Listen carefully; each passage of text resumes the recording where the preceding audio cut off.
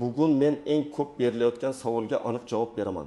2026 yildagi pensiya islohoti va Lugus 6 million so'm degan gap aslida nimani anglatadi? Bu mavzu faqat pensionerlarga emas, hozir ishlayotgan har bir odamga. O'zi band qilganlarga, yakka tartibdagi tadbirkorlarga, rasmiy ish haqi oladiganlarga, hatto konvertda maosh olayotganlarga ham bevosita tegishli. Bu ma'lumotni e'tiborsiz qoldirish mumkin emas. Chunki pensiya bugun emas, ertaga emas, lekin albatta hammamizning hayotimizga ta'sir qiladi. Men bugun oddiy tilda tushuntiraman. 6 million so'm nimani bildiradi? Kim bundan yutadi?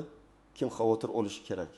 Qaysi joylarda xato tushuncha bor va siz hozirdan nimalarni tekshirishingiz kerak?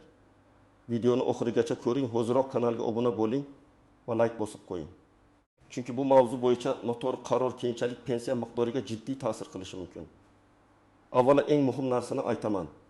6 million so'm degan gapni ko'pchilik noto'g'ri tushunyapti. Bu har bir pensionerga avtomatik ravishda 6 million so'm qo'shib beriladi degani emas. Bu har bir odamning pensiyasi 6 million bo'ladi degani ham emas. Aslida gap pensiya tizimida rasmiy daromad, ish staji, to'langan ijtimoiy soliqlar, jamg'arib boriladigan badallar va hisob-kitob bazasining ahamiyati oshishi haqida ketmoqda. Oldin ko'p odamlar pensiya masalasiga shunday qarardi, ish stajim bo'lsa bo'ldi, davlat barib pensiya beradi. Albatta, staj muhim edi va muhim bo'lib qoladi. Lekin zamonaviy pensiya tizimida faqat necha yil ishlaganman degan savol yetarli emas. Endi asosiy savollar bunday bo'ladi. Siz rasmiy ishlaganmisiz? Daromadingiz hujjatlarda to'liq ko'rsatilganmi? Ijtimoiy to'lovlar to'langanmi? Mehnat daftarchasi va elektron ma'lumotlar mos keladimi? Pensiya hisoblanadigan davrlarda uzilishlar yo'qmi? Mana shu joyda 6 million so'm atrofidagi ko'rsatkich odamlar uchun juda muhim signal bo'ladi. Chunki daromad qanchalik rasmiy va yuqori bo'lsa, kelajakdagi pensiya formulalarida shunchalik yaxshiroq natija berishi mumkin. Lekin yana qaytaraman, bu avtomatik bonus emas. Bu tizim sizning rasmiy mehnat tarixingizga ko'proq qaraydi degani. Oldingi yillarda ko'pchilikda juda keng tarqalgan amaliyot bor edi. Ishchi korxonada 4 million so'm oladi. Lekin hujjatda 20 million 500 ming so'm ko'rsatiladi. Qolgan pul qo'lda, konvertda kelishilgandek beriladi.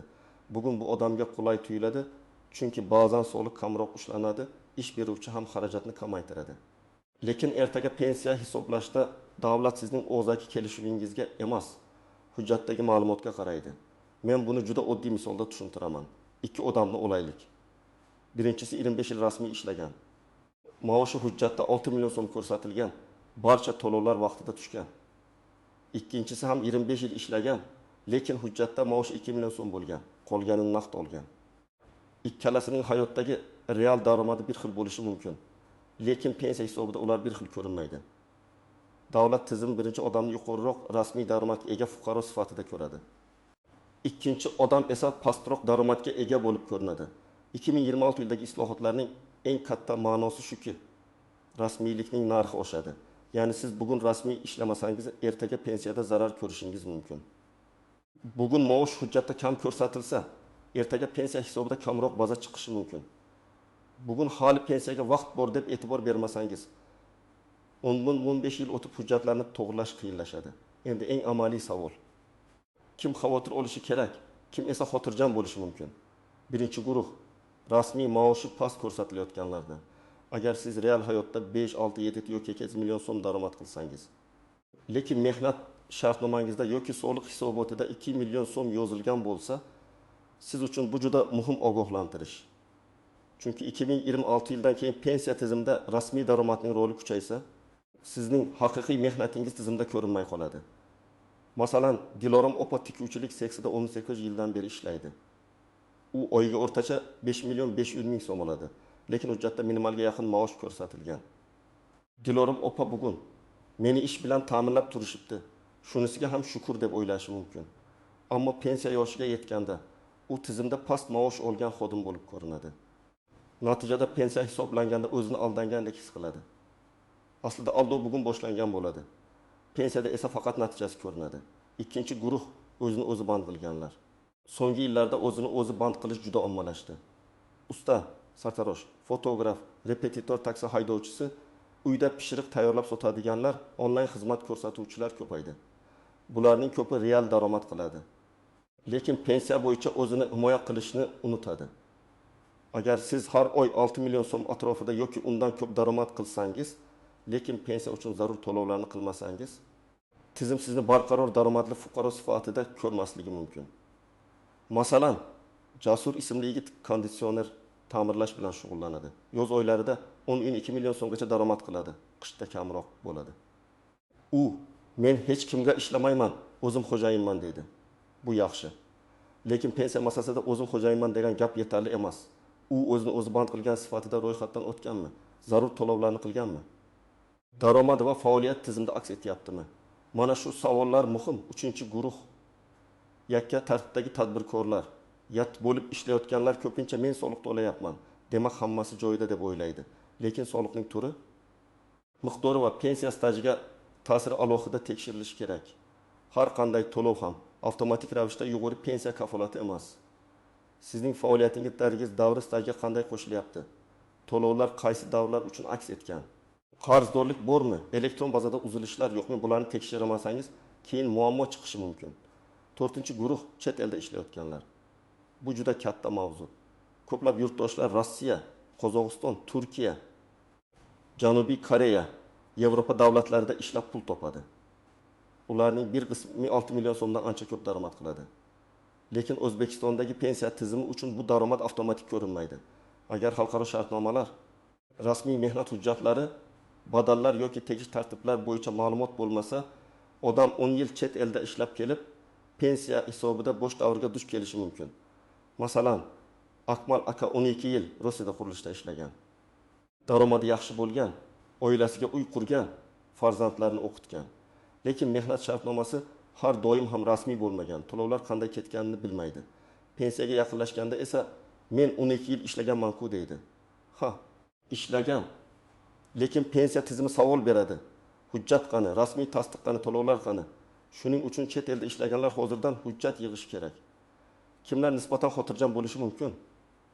Agar siz uzoq yillardan beri rasmiy ish joyida ishlayotgan bo'lsangiz, maoshingiz to'liq bank orqali tushsa, mehnat shartnomangiz bor bo'lsa, soliq va ijtimoiy to'lovlar ko'rinib tursa, elektron mehnat daftarchangizda uzilishlar bo'lmasa, sizning vaziyatingiz ancha yaxshi. Lekin bu ham umuman tekshirmasa bo'ladi degani emas. Men amaliyotda ko'p ko'rganman. Odam rasmiy ishlagan, lekin bir necha yil bazaga tushmagan. Lavozim noto'g'ri kiritilgan, ishga kirish yoki chiqish sanasida xatolik bo'lgan. Bitta kichik xato keyin katta asab buzilishiga sabab bo'ladi. Birinchi nozik joy, yuqori maosh har doim ham to'liq pensiyaga teng ta'sir qilavermaydi. Pensiya hisoblashda turli cheklovlar, hisob-kitob bazalari, minimal va maksimal ko'rsatkichlar, staj talablari bo'lishi mumkin. Shuning uchun men 10 million maosh olaman, demak pensiya ham juda katta bo'ladi deb o'ylash xato. Muhimi, qonundagi formula qanday ishlashi, qaysi davrlar olinishi, qanday koeffitsient qo'llanishi va staj yetarlimi, shular hal qiluvchi bo'ladi. Ikkinchi nozik joy, staj bor, lekin daromad past bo'lsa, natija kutilgandek bo'lmasligi mumkin. Masalan, odam 3 yil ishlagan, lekin butun umr hujjatda eng kam ish haqiga yaqin maosh ko'rsatilgan. U mening stajim katta deydi. Bu to'g'ri, staj katta. Lekin pensiya miqdorini aniqlashda daromad ham rol o'ynasa, past rasmiy maosh umumiy natijani pasaytiradi. Demak, faqat stajga suyanish yetarli emas. 3-nozik joy, ayollar uchun bolani parvarishlash davrlari, dekret, vaqtincha ishlamagan davrlar alohida ahamiyatga ega. Ko'p ayollar farzand tarbiyasi sababli ishda uzilish qiladi. Qonunchilikda ayrim davrlar stajga qo'shilishi mumkin, lekin buning ham tartibi, muddati va hujjati bor. Agar hujjat to'g'ri yuritilmagan bo'lsa, ayol keyin o'z huquqini isbotlashga majbur bo'ladi. Tug'ilganlik haqidagi guvohnomalar, mehnat daftarchasi, buyruqlar, ish beruvchining ma'lumotnomalari saqlanishi kerak. 4-nozik joy, norasmiy ish eng katta xavf. Ustachilik qildim, bozorda ishladim, qarindoshimning do'konida turdim, fermer xo'jaligida yurdim, kafeda ishladim degan gaplar hayotiy jihatdan tushunarli, lekin pensiya tizimi uchun yetarli emas. Pensiya hujjat bilan ishlaydi. Og'zaki guvohlik ba'zi holatlarda yordam berishi mumkin, lekin u har doim ham kafolat emas. Shuning uchun hozir ishlayotgan yoshlar ayniqsa ehtiyot bo'lishi kerak. Bugungi norasmiy ish ertangi pensiya bo'shlig'i degani. 5-nozik joy, 6 million so'm chegarasi psixologik va amaliy signal sifatida muhim. Chunki ko'plab oilalarda aynan shu daromad darajasi o'rtacha yaxshi maosh sifatida qaraladi. Odam oyiga 6 million so'm olsa, o'zini kambag'al deb hisoblamaydi. Lekin pensiya hujjatlarida 1,5 yoki 2 million ko'rinsa, bu katta tafovut. Shu tafovut kelajakdagi hisob kitobda seziladi. Demak, real daromad bilan rasmiy daromad o'rtasida farq qancha katta bo'lsa, xavf ham shuncha katta. 6-nozik joy ish beruvchi hammasi joyida desa ham, siz o'zingiz tekshirishingiz kerak. Chunki pensiya sizniki, ish beruvchiniki emas. Korxona yopilishi mumkin, rahbar almashishi mumkin, arxiv yo'qolishi mumkin, buxgalter xato qilishi mumkin. Siz esa 20 yil o'tib o'sha xatoni tuzatishga urinib yurasiz. Shuning uchun men har bir odamga yiliga kamida bir marta o'z mehnat va soliq ma'lumotlarini tekshirishni tavsiya qilaman. 7-nozik joy. Pensiya islohoti faqat keksalar mavzusi emas. 20 yoshli yigit ham bugun pensiya tizimining ishtirokchisi. 30 yoshli ayol ham, 20 yoshli tadbirkor ham. Pensiya bir kunda paydo bo'lmaydi. U 20 yil davomida yig'iladigan huquqdir. Kim bu huquqni hujjat bilan mustahkamlab borsa, kelajakda o'zini ancha xavfsiz his qiladi. Kim keyin ko'ramiz desa, keyin vaqt, asab va pul sarflaydi. Birinchi qadam rasmiy ish holatingizni tekshiring. Agar siz ishchi bo'lsangiz, mehnat shartnomangiz borligini aniqlang. Shartnomada lavozimingiz, ishga kirgan sanangiz, ish haqi, ish rejimi to'g'ri yozilgan bo'lishi kerak. Agar sizga shartnoma keyin bo'ladi deyishsa, bu xavfli signal. Ish boshlagan kuningizdan hujjat bo'lishi kerak.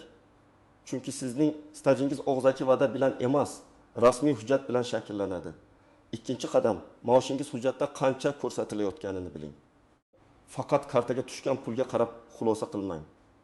Ba'zida mukofot, ustama, qo'shimcha to'lovlar alohida yuritiladi. Buxgalteriyadan oylik hisob varaqasini so'rang. Unda sizga qancha hisoblangan, qancha soliq ushlangan, qancha to'lov qilinganini ko'rasiz. Agar real oladigan pulingiz bilan hujjatdagi maoshingiz keskin farq qilsa, bu masalani jiddiy o'ylang. 3-qadam, elektron mehnat daftarchangizni tekshiring. Hozir ko'plab ma'lumotlar elektron tizimlarda yuritiladi. Ishga kirgan va chiqqan sanalar, tashkilot nomi, lavozim, mehnat faoliyati aks etishi kerak. Agar eski davrlar ko'rinmasa, eski mehnat daftarchangizni, buyruq nusxalarini, arxiv ma'lumotlarini saqlang. Ayniqsa 1990 yillar, 2000 yillar boshida ishlaganlar hujjatga befarq bo'lmasin. O'sha yillardagi korxonalar yopilgan bo'lishi mumkin. Hujjat topish qiyinlashadi. 4-qadam. Soliq va ijtimoiy to'lovlar bo'yicha ma'lumotlarni tekshiring. Agar sizning nomingizdan to'lovlar tushmayotgan bo'lsa, pensiya tizimida muammo bo'lishi mumkin. Buni ish beruvchi bilan aniqlashtiring. Biz keyin to'laymiz. Hozircha yurib tursin. Hamma shunaqa ishlaydi degan gaplarga ishonmang. Hamma shunaqa ishlasa ham pensiyada har kim o'zi javob beradi. 5-qadam, o'zini o'zi band qilgan yoki tadbirkor bo'lsangiz, maqomingizni rasmiylashtiring. Faoliyatingiz turini to'g'ri tanlang, zarur to'lovlarni o'z vaqtida qiling. Kvitansiyalarni saqlang, ilovalardagi ma'lumotlarni skrinshot qilib qo'ying yoki yuklab oling. Telefonimda bor edi, o'chib ketdi degan holat bo'lmasin. Muhim hujjatlarni alohida papkada saqlash odatini kiriting. 6-qadam, chet elda ishlagan bo'lsangiz, hujjatlarni yig'ing. Mehnat shartnomasi, ish beruvchidan ma'lumotnoma, ish haqi haqidagi hujjatlar, ruxsatnomalar, migratsiya hujjatlari, soliq yoki sug'urta to'lovlari haqidagi dalillar kerak bo'lishi mumkin. Agar ishlagan davlatingiz bilan pensiya bo'yicha kelishuvlar mavjud bo'lsa, ularning amalda sizga qanday ta'sir qilishini oldindan o'rganing. Pensiya yoshiga bir oy qolganda buni qilish kech bo'lishi mumkin. 7-qadam, hujjatlardagi ism, familiya, tug'ilgan sana xatolarini hozirdan tuzating. Juda oddiy ko'rinadi, lekin amalda katta muammo. Bir hujjatda Abdullayev, boshqasida Abdullayeva, yana birida tug'ilgan sana bir kun farq bilan yozilgan bo'lsa, tizimda moslik buzilishi mumkin. Ayniqsa nikohdan keyin familiya o'zgargan ayollar, eski pasportdan yangi ID kartaga o'tganlar, turli davrlarda ruscha va o'zbekcha yozuv farqi bo'lganlar buni tekshirsin. 8-qadam. Pensiya yoshiga yaqinlashganlar oldindan maslahat olsin. Pensiya yoshiga yetgandan keyin emas, kamida 22 yil oldin pensiya jamg'armasi bo'limiga yoki tegishli davlat xizmatlari markaziga borib, stajingiz, hujjatlaringiz yetishmayotgan davrlar bo'yicha maslahat oling. Qaysi hujjat kerak? Qayerdan arxiv ma'lumotnomasi olish kerak? Qaysi davrlar hisobga kiradi? Bularni oldindan bilsangiz, pensiya tayinlash jarayoni ancha yengil o'tadi. 9-qadam. Ish beruvchi bilan ochiq gaplashing. Agar maoshingizning bir qismi norasmiy berilayotgan bo'lsa, Bu sizning kelajagingizga zararini tushuntiring. Albatta, hamma ham birdaniga ish beruvchi bilan bahslashib keta olmaydi. Buni men tushunaman. Lekin hech bo'lmasa vaziyatni biling, sizning tanlovingiz o'ngli bo'lsin. Bugun qo'lingizga ko'proq naqd pul olish ertaga past pensiya xavfini tug'dirishini tushuning. 10-qadam. Oilaviy darajada pensiya rejasini tuzing. Er-xotin birgalikda o'tirib, kimning rasmiy staji bor, kimning daromadi hujjatda ko'rinadi, kimda uzilishlar bor, kim o'zini o'zi band qilish kerak, shularni yozib chiqing. Ko'p oilalarda faqat erkakning daromadi rasmiy bo'ladi. Ayol esa yillar davomida norasmiy ishlaydi yoki uyda bola parvarish qiladi. Keyin ayol pensiya yoshiga yetganda staj yetishmasligi yoki pensiya kam chiqishi mumkin. Buni oldindan ko'rish kerak. Real hayotdagi yana bir misolni olaylik.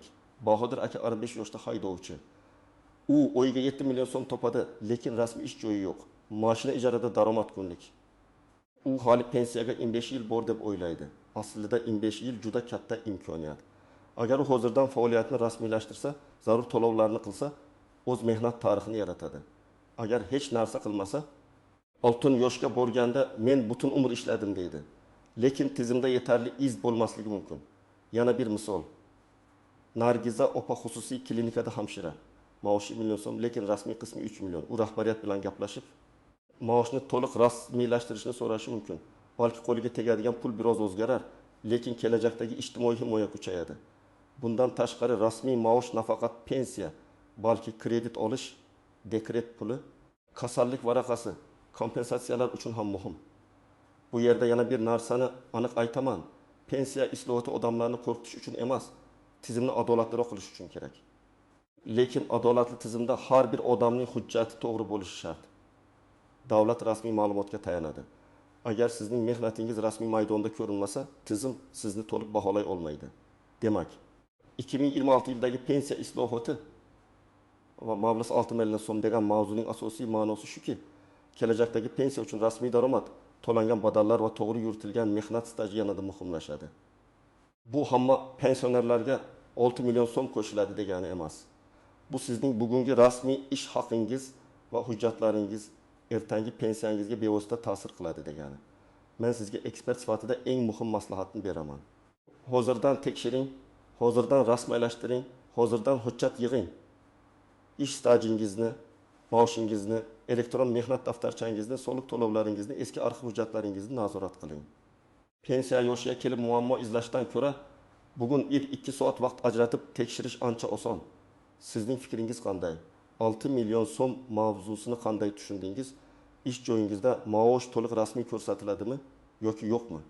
Izohlarda yozing, boshqalarga ham foydasi tegadi.